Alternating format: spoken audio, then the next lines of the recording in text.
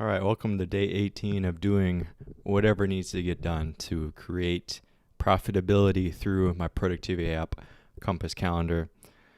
I say that with a little tongue in cheek because I do have some constraints that I'm not willing to compromise on. I am willing to fail at this goal if it means that I sacrifice my health and well-being to an extreme degree. That's pretty much the main thing. Or my faith in my relationship with God. I don't want it to like pull me away from that. But with that said, I'm pretty much coming up here and looking at, okay, here are the biggest bottlenecks to getting people to use the app. Here's the biggest bottleneck to why more people don't even know that this exists. And then I try to tackle that. And thankfully, I do have a teammate who's currently working on just continually fixing bugs and making the product better. But this week, I'm trying to take a step away and focus on the bottleneck of the top of the funnel, the lack of people who know about this app. That's the problem I'm focused on solving. So yesterday we started to come up with a solution for that. One solution is to create a lead magnet, something I can put out into the world, and then it'll attract and draw in people who don't know about me, people who are easily inspired to take action after consuming the magnet. If you've ever given your email to some random site you found off Google in exchange for like a PDF sent to you in exchange for like a personality quiz, etc., a report, you know exactly what I'm talking about. So that's what we're going to continue to focus on today. And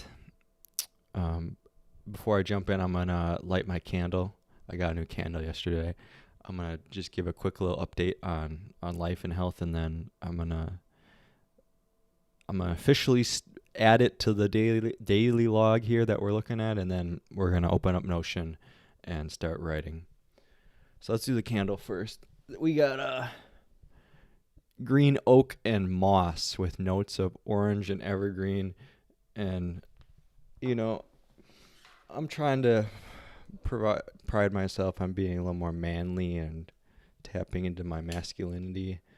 But there are just some things that maybe are more feminine or less manly that just I don't care about. And I like candles, man.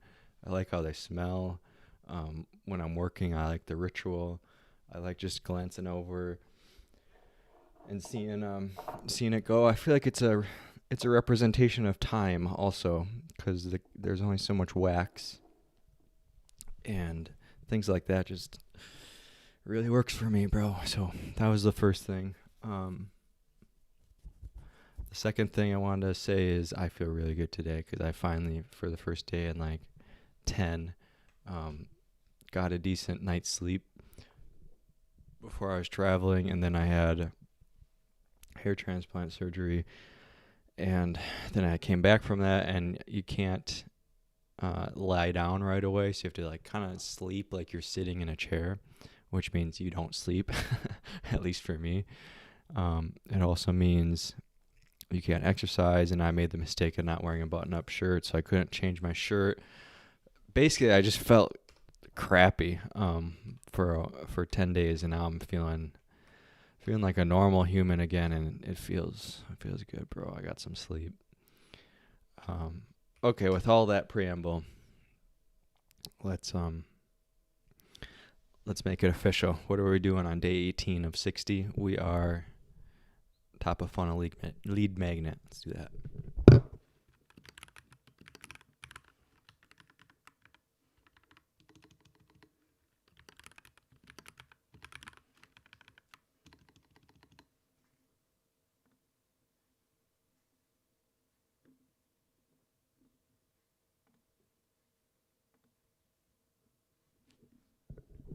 These are just notes from yesterday I thought I would talk about, but the only thing I didn't touch on yesterday was re-engaging versus attracting, and I think this is a good setup for what we're going to do today. It's a mindset shift that I only came around to recently, maybe this year or last year, in terms of like professional applications. Re-engaging in this context is like I have an existing email list of 1,000 or so people, and trying to get them excited again, get them to try it out again, get them to go from like lurking in the background to using the app daily and promoting it, versus attracting is what we're doing right now, which is lead magneting, creating something for someone new to just come in and be bought into what we're about day one, and then they engage. And my instinct has been to re-engage, and I just see that as a flawed approach. Like, I think that held me back a lot.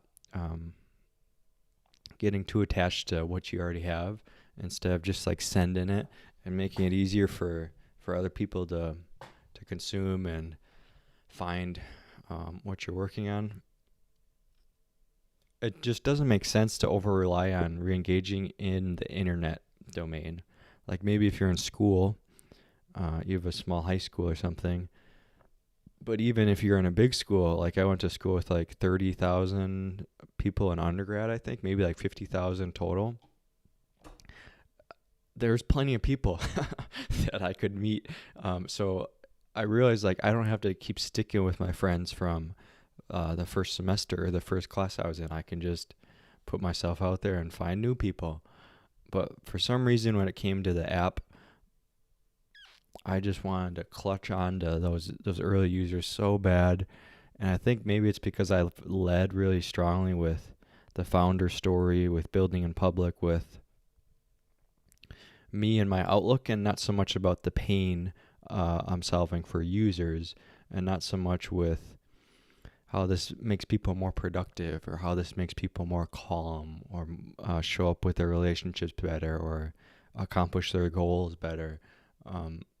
I've kind of led with me, and so I feel like the people who resonated with me and what I'm putting out there, I had to like hold on to, because if I ignored them, then that reflects poorly on me.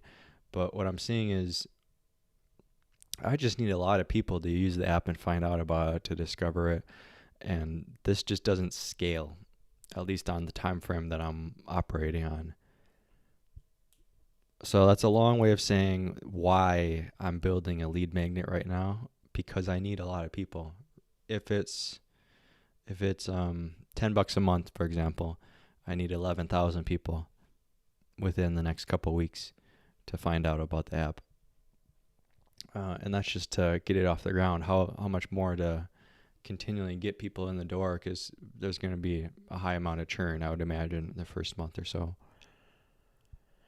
So, I don't know. Just want to put that thought out there for anyone out there on the internet who has a small audience and is considering, do I just keep doing what they want, or doing things that would make them happy, or do I do the thing that could attract a big audience eventually? Ideally, it could be both, but in my case, it hasn't been up to this point. Lesson learned, the hard way. All right, let's go back and do some work. Lost my little footstool. Hold on. Oh, there it is. One sec. Okay.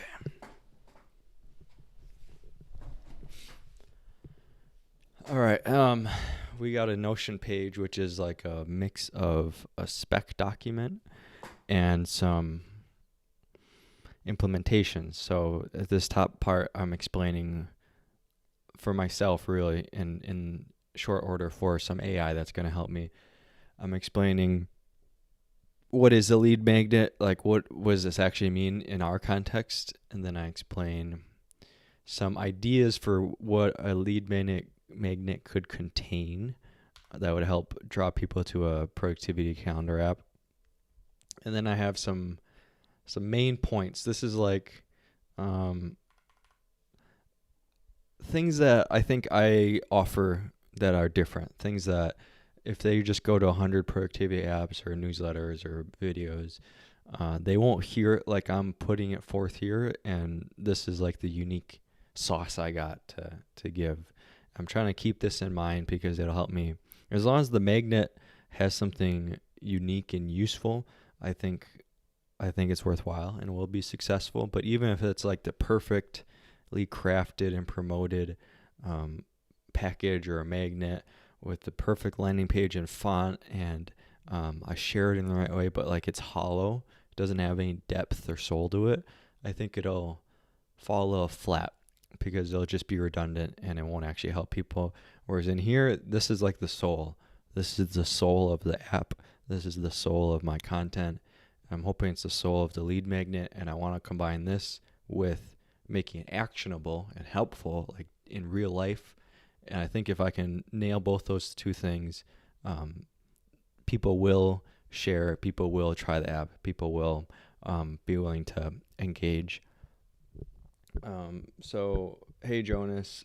So I went through off camera my YouTubes, and I uploaded like something like 200 something videos so far, and I was trying to find highlights where it seems like people resonate, where or comments, or just looking at what got popular and what didn't. And I have like 10, looks like I got 12 main points that are sticking out to me. So I'm gonna now go to the newsletter, because watching YouTube videos while I'm creating YouTube video just feels wrong. It feels wrong, and I don't know if I would get copyrighted or have audio issues. So I'm gonna go to the newsletter, which we looked at yesterday, and I'm gonna look for really quick any main points. And my general approach is to go from like a bunch of places with a bunch of ideas and then narrow it down to like one place. So I want to take all the good stuff here, leave the stuff that doesn't apply just in the archive on the newsletter site, and then I'll have my main points here in Notion, and then I'll just focus on Notion, and I'll be like, okay, given the good sauce here and the fact that I'm trying to package it up into something digestible easily, what do I do?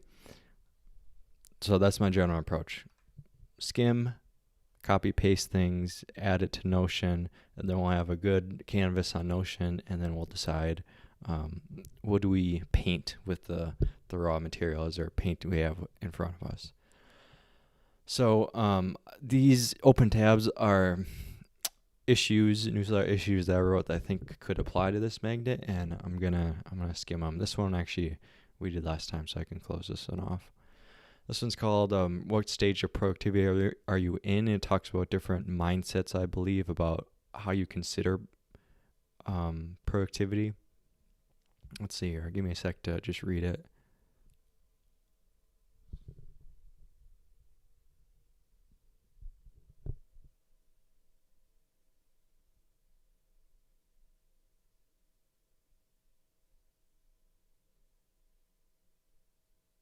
Okay, I think this applies pretty well to what we're thinking about here.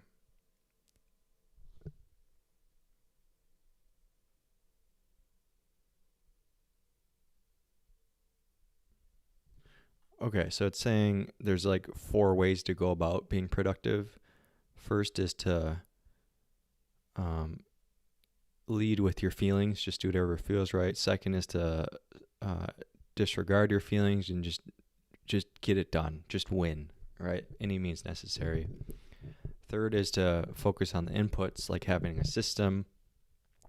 For example, I'm going to work 8 hours a day no matter how I feel or what's going on. That'd be a system. And then the lastly would be like worry less about what you're doing, but pick the right things and make sure it connects.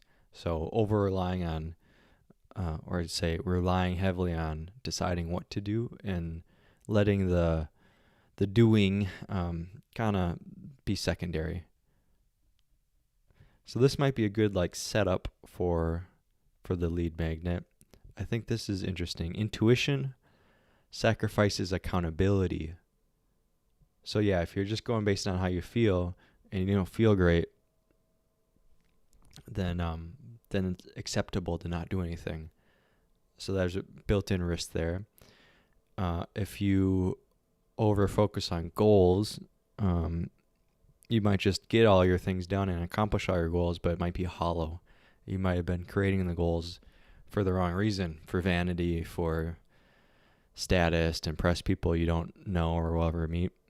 If you rely on systems, you might just blindly follow the system so much that you're so out of touch with your feelings or your emotions. And maybe your emotions do have some wisdom built into it about what's right for you.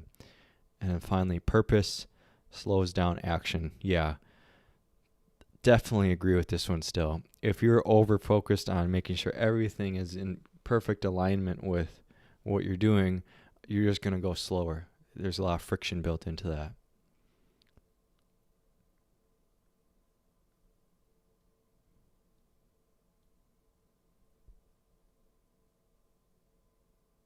So I think what I was working on yesterday was like having a takeaway section. And I think acknowledging a trade-off is a useful takeaway.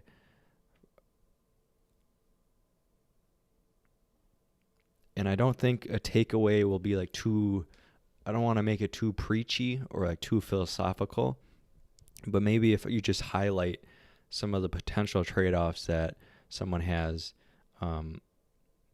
that'll be useful. It's not saying you have to do this. It's just like, hey, be aware if you're going this route, these are the things you might encounter. Let me write that down quick. Hold on. This is good. It's good. Getting good.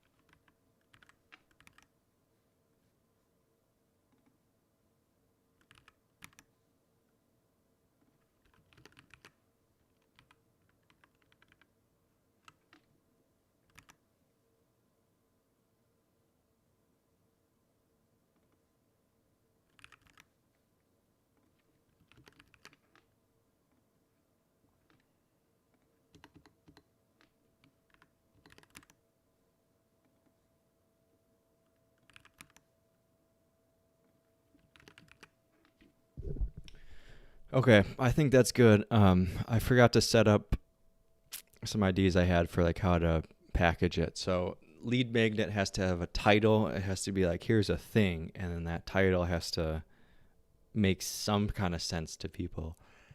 So what I've been seeing is scorecard, productivity scorecard, optimization scorecard, readiness scorecard is a understandable one. It's like scorecard and report, or like a personality type. What type of Harry Potter character are you? That's like a personality type name. So some things I was thinking of would be personality quiz. What type of worker are you? What's your productivity style? Yeah, there we go. Time management scorecard. But that's a little vague. And one of the things I'd like to do with this is ride the wave of search volume and keywords, especially ones that are happening now. So as, for example, the holidays are picking up, I would imagine more people are searching for maybe in the self-improvement space, diet tips during the holidays.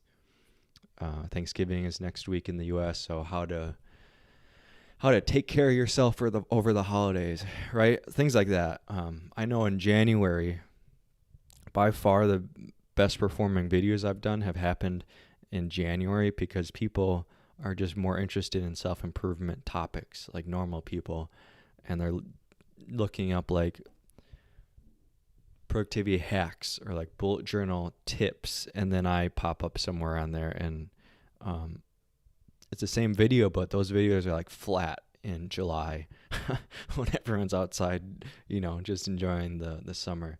But so that's why I'm thinking about timing, and it's November. I don't know the answer. Maybe we'll do some research here for keywords and things, but in my world, people are thinking about the winter arc. People are thinking about bulking. People are thinking about holidays. People are thinking about like going home to see their family and friends, and catching up with the boys, and like going to a sports game together, watching a local team together, like things like that. So I'm wondering if I can tap into that. Like, I know in past years on social media, especially, like the winter arc is a thing. I love those winter arc videos. You got Goggins running around talking about how you got to stay hard and keep going. And it's the first day of snow where I'm at right now. And so it just feels right. But I'm trying to just, long story short, I'm trying to pick a keyword or a theme and a name for the lead magnet to package it where it's just more likely to reach more people just by virtue of having it named in like a topical way. All right, we got a question. Mirage says he's just joining. What's the app about? The app is a productivity app for normal people. It's open sourced. And if you go to compasscalendar.com, you can check it out. But it's an open beta, so you could even try it out for yourself. But there you go. That's the app. I should just include a link to that, or like have an overlay for new people who find it.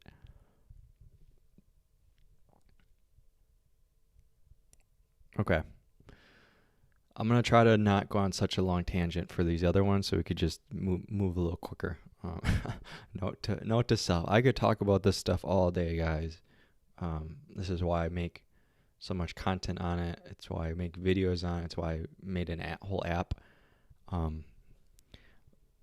Yeah, it's kind of hard for me sometimes to just step back and actually make a small thing, because there's just so much about time and time management and getting things done and getting the right things done. And just after so many years, I'm still really, really interested in it. So next article, looking for the nuggets of truth to take out of here, if anything.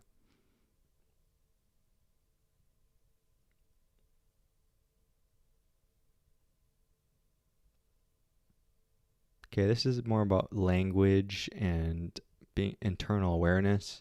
And I think it's a little too deep for a lead magnet, so we're going to skip that. This one I feel like is going to have something. Keep calm and organize lists by time.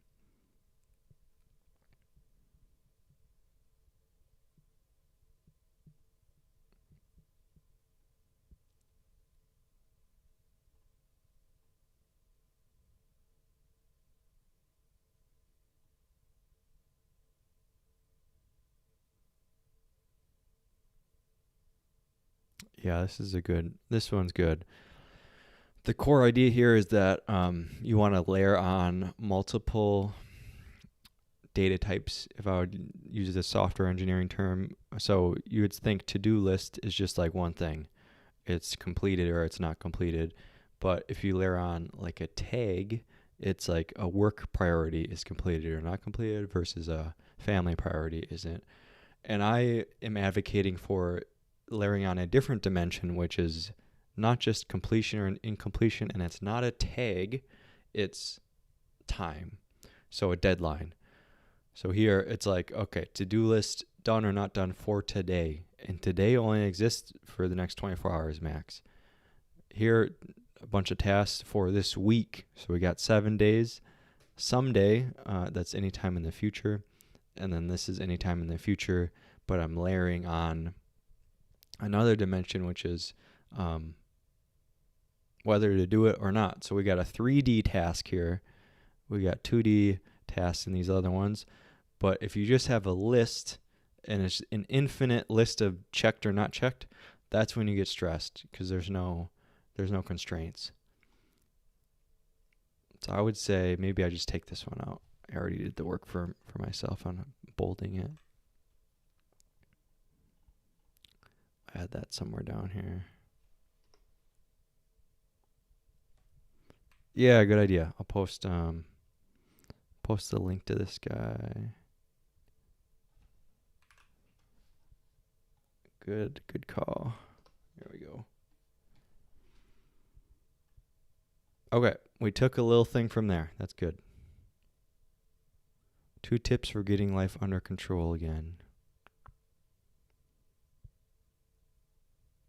This one sounds better. So it's like 2 tips getting like this feels like more of a lead magnet. 2 tips. If you're crazy in life, here's 2 little things.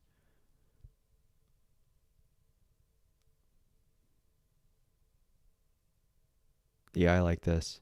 The first tip is basically don't try to do productivity tips and hacks that are stressful for you during this time. Like, for example, cold plunging has been big recently, and it's an amazing thing, but it's like really, really stressful and scary for some people. And for those people, I would say don't do that right away. Just try to lock in your diet, which probably isn't as scary.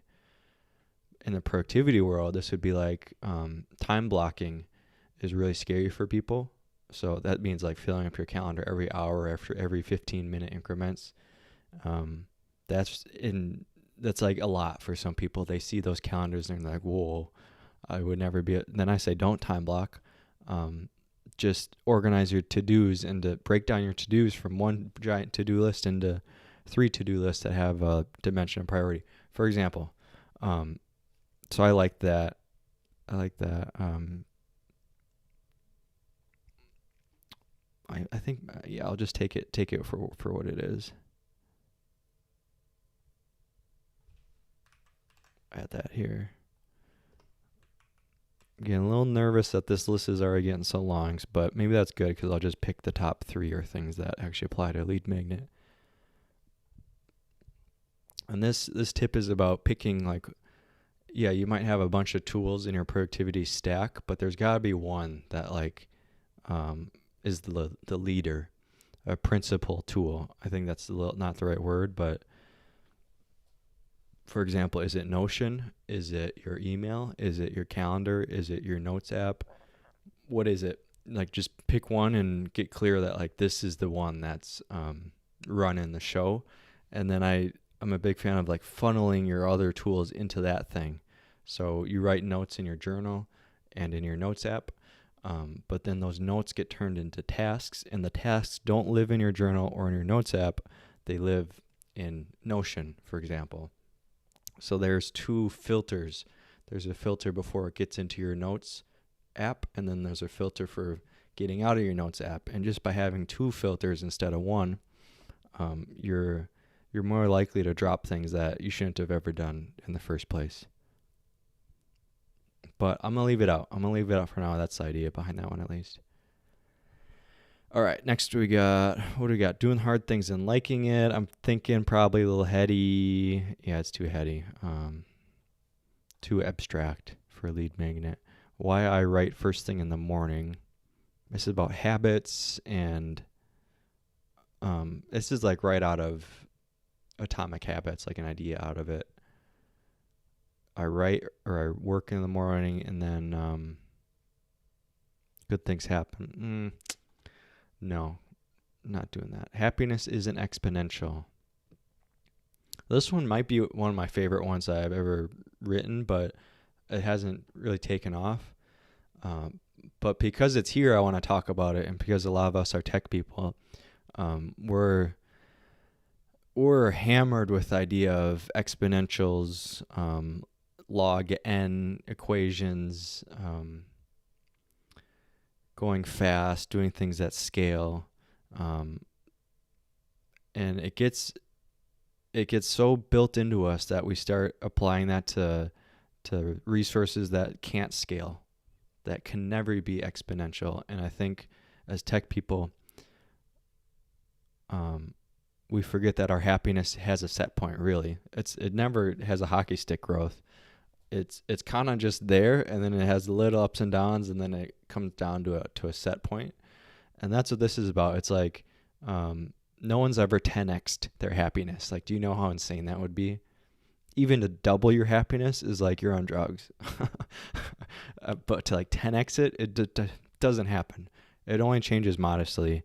And I'm sure there's a figure here that explains like how modest modest means, but it's not exponential. So with this one, I'm saying like, yeah, you can work in tech and work in the world of exponential growth and scaling, but don't assume that the same thing's going to happen to your happiness. Here we go. Yeah, this is a little extreme for happiness, but it's an acknowledgement that, yeah, you might go from 0 to 100 or 1,000 to $100,000 a year, but you're not going to go from happy level 1 to level 1,000 ever. It's just not how it works. But again, probably not good for a lead magnet. I don't know, for some reason that doesn't even hit for the people who are on the list. So we're going to leave that one out. So I think we went through the archive and picked out the ones that might apply and picked out the little nuggets from there. So now I'm going to look at what we got here. I'm going to look at the 15. These are the 15 key points or things that I have to offer that are maybe a little unique that I could build into a lead magnet. And now maybe I'll just rank them or pick out the few that I'm going to focus on. And then I'm just gradually working my way up. I guess I'm starting with depth and soul, and I'm just working towards a simple PDF or a landing page or like just a report. For me, that just feels like a little more. It makes sense because I know once I finally get up there, I'll have something underneath it instead of just trying to go through the motions and realize that whatever I created just doesn't have anything behind it that would trigger emotion. So let's see. I'm going to probably be quiet for a little bit and just reorder these, and then we'll go from there.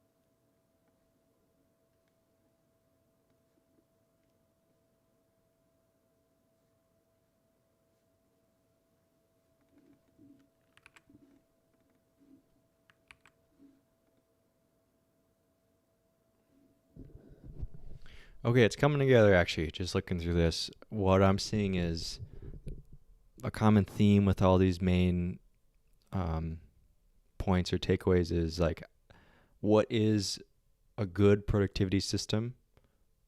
Like what components do you need in a system? For example, you need notes, you need tasks, you need calendars. That's like the surface level stuff, but you also need a way to organize it, to prune out that stuff, to visualize your constraints. That's maybe a second layer. And then what are like some practical ways to assess the weaknesses of your current system? And then another layer deeper is, what are the trade-offs? How are you okay with this life? How to think about productivity? So yeah, maybe something about a productivity system or some guide to getting more things done, to doubling your productivity. something like that, where it's a mix up top about basics, and then the second layer is like hacks, how to just tweak what you got to get more out of it, optimizations, and then a level deeper is like some kind of wisdom or a perspective about, even if you optimize and you have the perfect system, maybe give them something to think about when they're on this journey of, getting more done and the trade-offs that'll come with that. So in my mind, I don't know if that's clear to you, but in my mind, it's like coming together what this thing is, trying to come down to earth a little bit after being really philosophical the last stream and a half. So I'm gonna reorder it and try to package it, and then I'll look back at the names, and then maybe do some keyword research and come out into the real world and see how I can continue to tweak and market what core ideas I have here.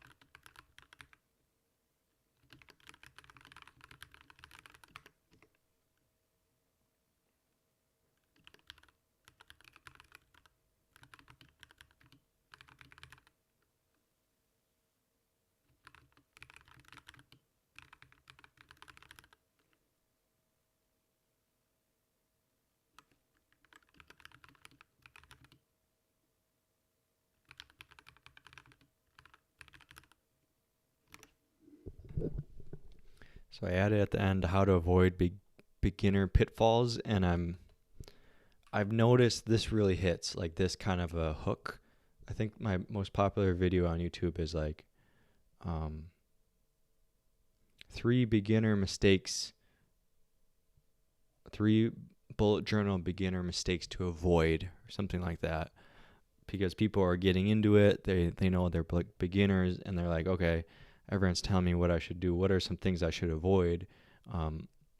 And so I think it's not too clickbaity. It's natural to want to avoid beginner mistakes and know what they are. So just a little snippet on why I'm wording it that way.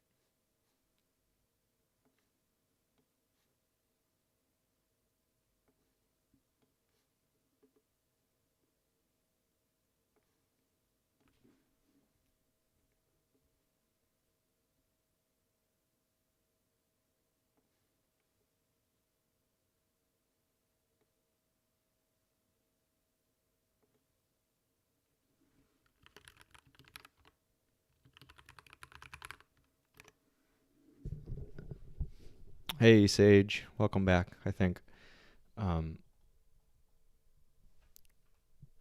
We're just trying to get our thoughts together ahead of creating a lead magnet.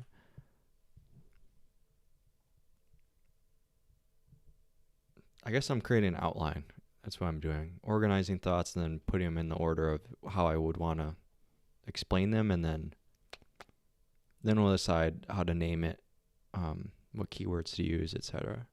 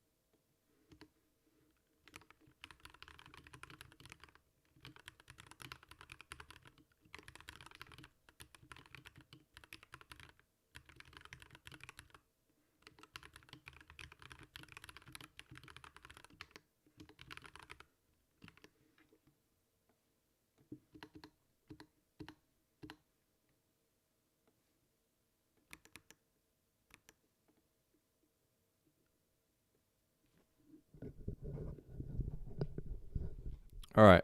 I don't know. It's coming together in my head. So we're talking about what are the basics? What are the tools? You need a place to like capture your thoughts. Really, like the real tools are notes, tasks, and events. I left that out.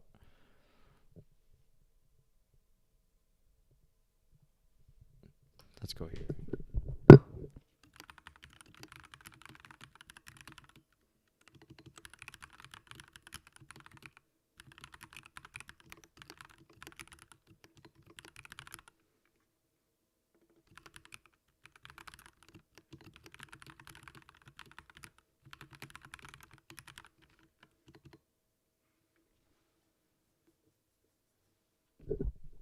Okay. Tools are basics you need. Techniques are like how to use your tools, and then structure is like how to structure your day. Oh, okay. These were the.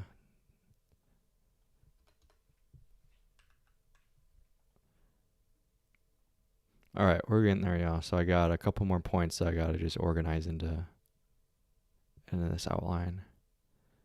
The value equation might be a little. It might be a little too much. A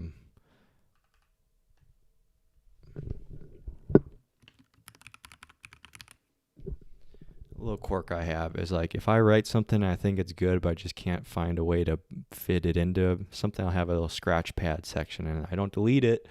I just put in the scratch pad and it's like, it's there. It's not going in the final product, but like, I'm not saying that this value equation that I created is wrong. It's just not going to be packaged into this current thing.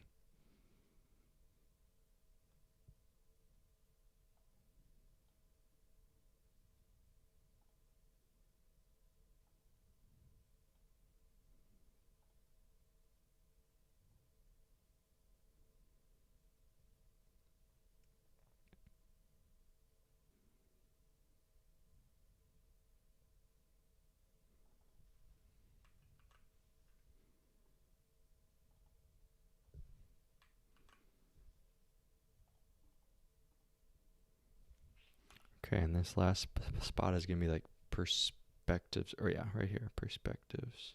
Oops. Oh, I've never seen this before. Blocks cannot be moved inside of themselves. Interesting. Don't know how I did that. So this might not make the cut because it's a little too deep, but I'm just going to organize it here for now.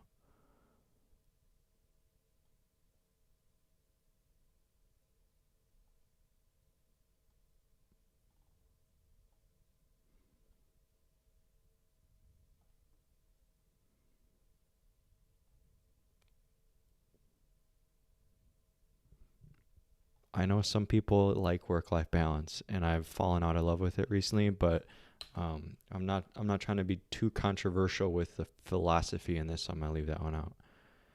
All right, cool. Up to this point is a lot of like refining my original thoughts that I just recycled and kind of structured in a way that makes sense to me in past articles and videos. And now I'm looking at just the world as it is and trying to find what people are searching for in trends. So I'm not an expert on this part of it, but I know we can find some stats about search data, traffic, keywords, analysis. I have some tools in mind, but I think I'm going to roll out Chat GPT and see what they think about that. So let me pull this up.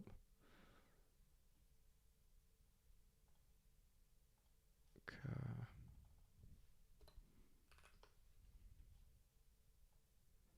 All right, here we are.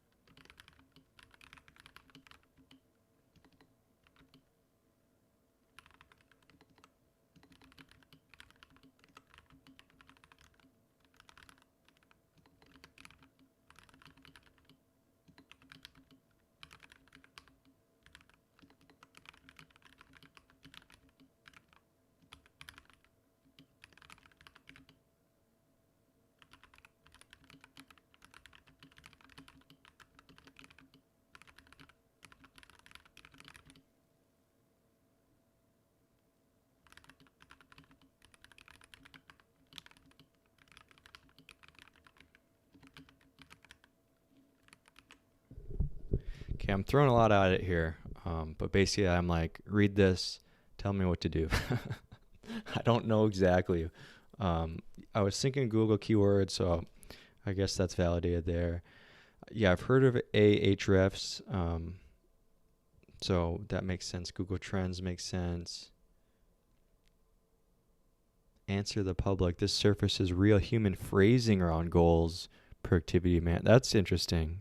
I'm not sure how that works exactly, but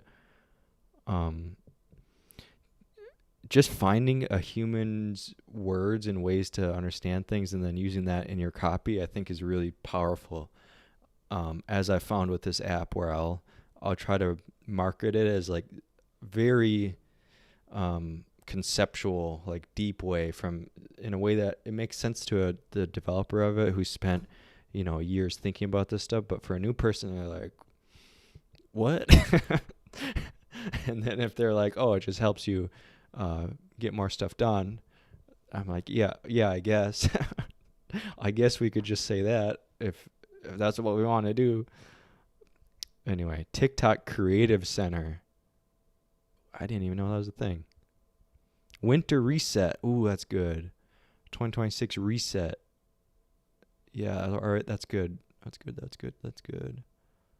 Pull a seed list of keywords, scorecards, quiz. Yeah.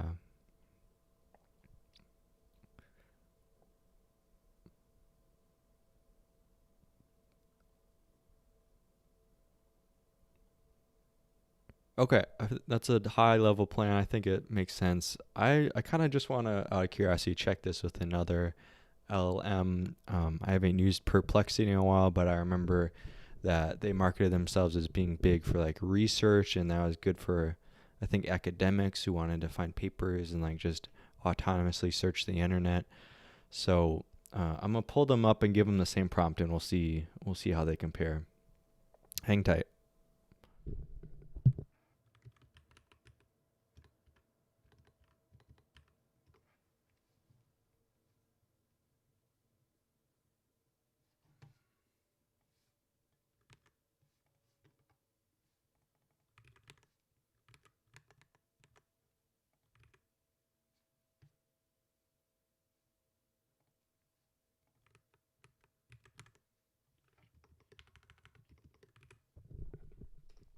All right, let me bring you back. One sec. Here we are. All right, so I just pulled up Perplexity and sent them off the same prompt, and they also recommended Ahrefs, Google Trends, Answer the Public, Exploring Topics, or Glimpse. Okay, so we got a couple new tools: Name, Licks, or Squad Help. Okay, let's look at their 10-step plan for me. Basically the same. They're just like, okay, pick your keywords, pick out the kind of wording, and pick your name. Winter Arc Scorecard, yeah. 2026 Productivity Blueprint, kind of vague in my mind. Goal Launch Audit, Which productivity archetype are you? I kind of like that.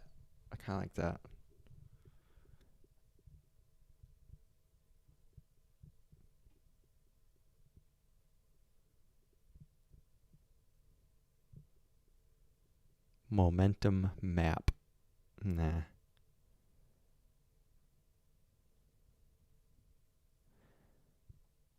Productivity archetype quiz or the Winter Arc scorecard. Subheading: Discover your productivity archetype, the Winter Arc scorecard. Okay.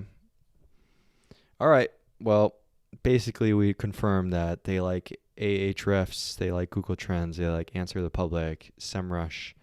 So let's pull one of those up. Let's do Google Trends for real-time seasonal timing. So I don't really know how to use Google Trends. It's been a while. I know I could just pull it up, but let me see if I can get some hot tips from them quick.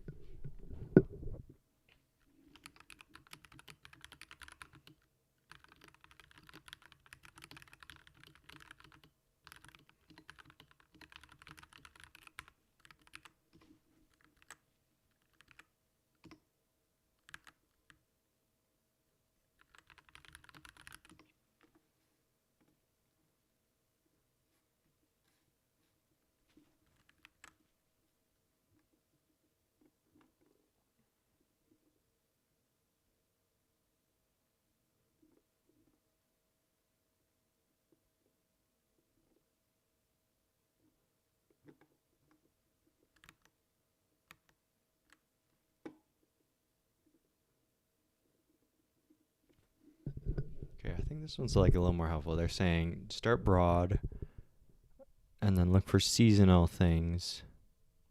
Then we can compare things side by side, like goal setting template versus achievement tracker. All right. Basically, just poke around and try some stuff. Start broad. Let's try productivity quiz. Let's see what's up with that. I can't imagine people like Googling productivity quiz. Who would do that? But let's see.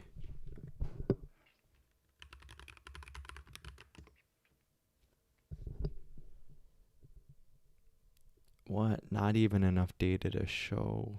That seems strange. Productivity.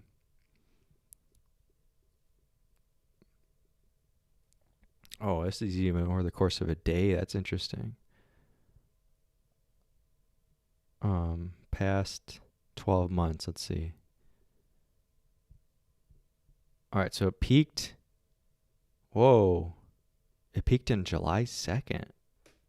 Or 20th. Why would it peak in July? July and September. I don't know. DC is the most productive, interested place. Let's do 5 years. I would imagine it peaks around New Year's every year. December to January right here. Plummets here for some reason. Another peak around September. What is going on? All right, December. So no one cares about it during the holidays. Now we're back up after that. So it's like it goes down and then it just pops up a little more in January, at least that year. What do we got here? December again. All right. Yeah, wow. So mid-November is not the time to make productivity content because it just plummets because everyone's like probably just gearing up for the holidays. And then after Christmas, then it jumps up again. In the U.S. at least, I should open this up because I don't just need U.S. users. See if we see the same trend. This one's a little more leveled out. But here's December. There's the dip in December. Dip. December dip, yep. Dang. What happened here? Like, why is it so much more high volume in July? Someone, if you know the answer, let me know. Hey, what's so funny films? Is this you, or it's hard to tell with your name. I can't see your profile pic. Anyway, if you don't know who Ur is, never mind. If anyone knows in the chat or watching the replay why productivity search queries are going crazy here, let me know. It's 100 in August of this year. And why does it peak in July? Oh, it is Ur. Okay. Hey, Ur. Thanks for swinging by. I was just wrapping up, but me and Ur work together. He's a great front-end developer. Shout out Ur.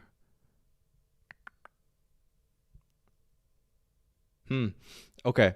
Well, the stream's almost done. It's almost been an hour, and I'm not going to find all the answers I'm looking for here. But basically, I'm going to keep looking at keyword research and then figure out the naming of the lead magnet and how to market it. And hopefully by this time tomorrow on the next stream, we can dig into actually like creating the thing instead of just writing a bunch of notes and getting clear.